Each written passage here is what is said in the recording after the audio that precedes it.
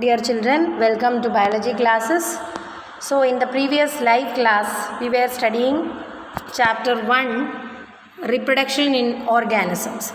And in that, we have seen various topics like lifespan. Then we have studied the lifespan of organisms varies. And we have studied about the sexual and asexual reproduction, isn't it? And in asexual reproduction, what are the different types and examples we have learned? And then we have studied about the asexual reproductive structures produced by organisms like zoospores, conidia, isn't it? Buds, gemmules, etc.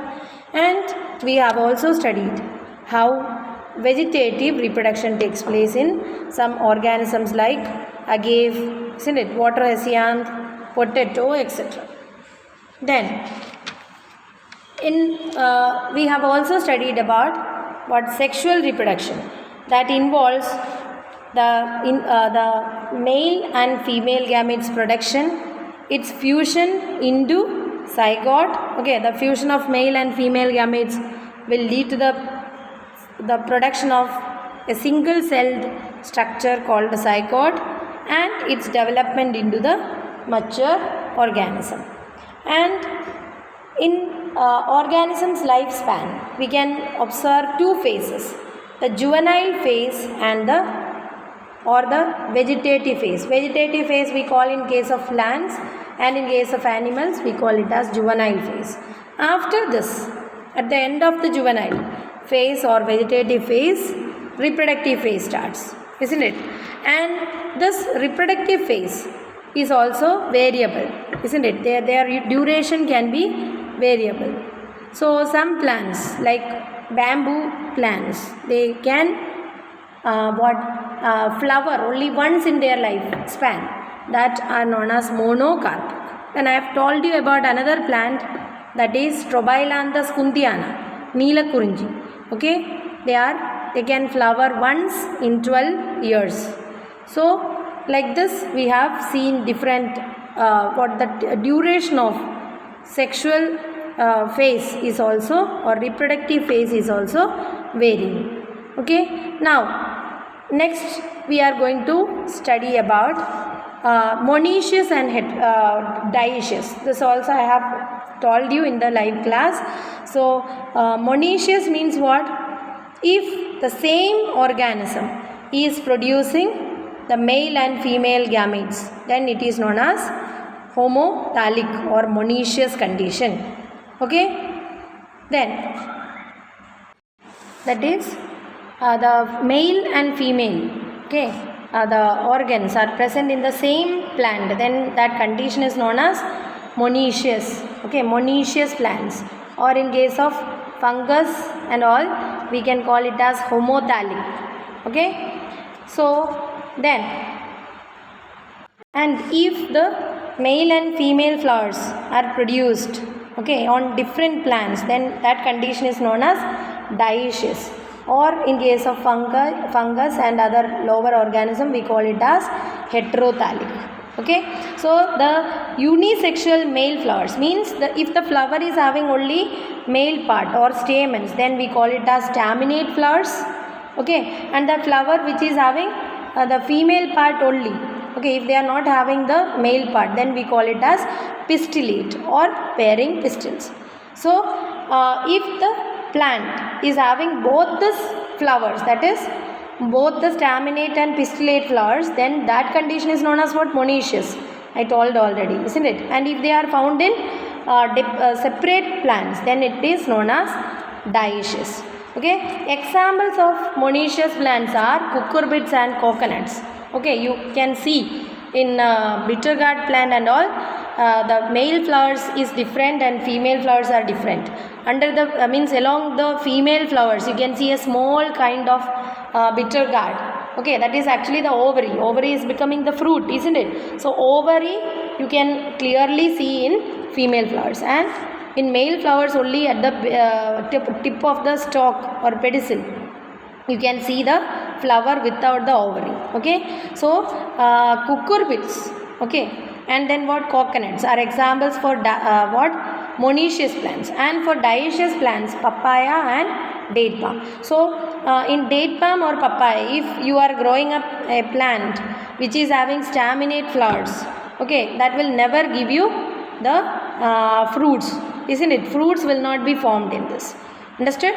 And in the case of animals, okay, animals, if the male or female parts are there in the same organism, then they are known as hermaphrodites. Okay, hermaphrodites. So what are hermaphrodites? Bisexual animals, isn't it? Means they are having both male and female parts, reproductive organs in them, hermaphrodites. Okay, so then if dioecious means, or dioecious means what? They are having either female part or a male part. Okay, for example, cockroach, isn't it, is an example where male and female organisms are different, isn't it? So unisexual means if they are having any of the sex, means the individual will be either male or female. So human being example, isn't it? And hermaphrodites means what? Both the sexes will be there in the same individual. So that kind of organisms are called what? Hermaphrodites. Examples of hermaphrodites are what? Sponge, tapeworm, leech, isn't it? Earthworm, etc. are examples of hermaphrodites. Is it clear to you? Again, depends upon how many times they they produce the flowers. Plants can be annuals, biennials and perennials, isn't it? Annuals, they clearly they produce once. Okay, they produce the fruits or flower only during once in a year. Okay, biennials 2 times. Perennials, what? They year after year they produce the what? Fruits or flowers. Okay, and in the lifespan you can see the reproductive phase will be there, then the senescent phase. But in perennial species, senescent means what? Which lead to their destruction or death. Okay, so in perennial plants it's very difficult to clearly define this phases, that is the reproductive and senescent phase. And then in animals, okay, during before the reproduction, when they complete their juvenile phase, okay, they show certain special phenomena, like in female non-primate mammals. Okay, non-primate mammals like cows, sheep, rats, etc., they during before their reproductive phase, there will be changes in the activities of ovaries, accessory ducts, okay, and hormones. And this phase is known as estrous cycle. Okay, so there will be some changes during the reproduction, and they change their reproductive organs, there will be changes in the activities of the reproductive organs like ovaries, accessory ducts, and there will be changes in the hormonal level, and this period is known as estrous cycle. But in female primates, okay, primates means that includes what? Monkeys, apes, humans, etc., there operates another cycle known as menstrual cycle, and which will be repeated cyclically. Okay, and animals all are not able to breed all through the year. So some animals, they are seasonal breeders, means they will be able to reproduce only during certain seasons. Okay, seasonal breeders. But some others, they are continuous breeders, means they can reproduce all through the year. Understood? So you can see the birds, they lay eggs only during certain months of the year, isn't it? During their breeding season only they will be able to breed. But those who are domesticated, that quality is brought by the domestication. Okay, that is not actually the reproductive property. Okay, the birds which are domesticated for egg purpose, they are giving eggs all through the year. that is not related to the natural reproductive activity. Okay, they are domesticated, and because of that only they got the property. Okay, otherwise they are also seasonal breeders. Okay, so many mammals, they are reproductively active during, means throughout the year, and they are known as what? Continuous breeders. Seasonal breeders means they breed only during certain seasons of the year, and they are known as seasonal breeders. Then I told what? Menstrual cycle is found in where? In female primates. Okay, so here changes happens in the activities of ovaries, accessory ducts, and where in the hormones. Okay, and this will be repeated cyclically, and this is known as menstrual cycle.